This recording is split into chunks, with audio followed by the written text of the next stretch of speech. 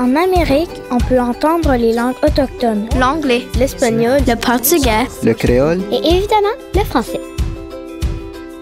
Tout comme son continent, la francophonie des Amériques est belle, vaste et diversifiée.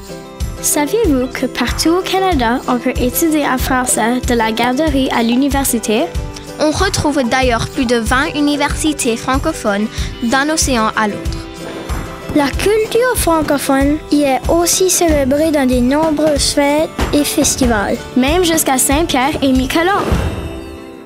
Au 19e siècle, les Canadiens français ont traversé la frontière du Sud en si grand nombre qu'on y retrouve aujourd'hui des millions de leurs descendants. Il y a plusieurs villes majoritairement francophones en Nouvelle-Angleterre.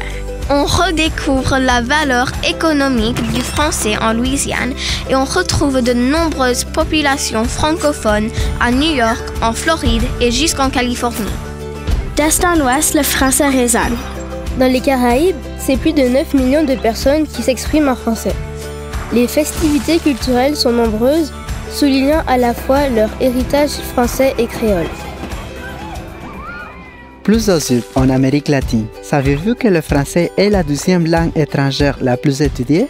Son enseignement est obligatoire au Costa Rica, alors que c'est au Brésil qu'on retrouve le plus grand nombre de francophones.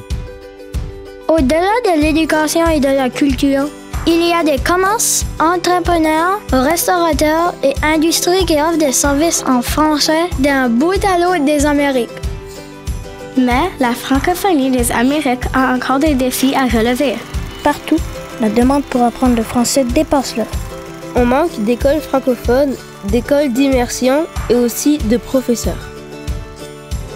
Ensemble, communiquons, vivons, travaillons pour faire rayonner cette francophonie des Amériques. Nous sommes Québécois, Acadiens, Franco-Tico, Guadeloupéens, Franco-Ontariens, Miquelon. Mexicains. Nous sommes la francophonie.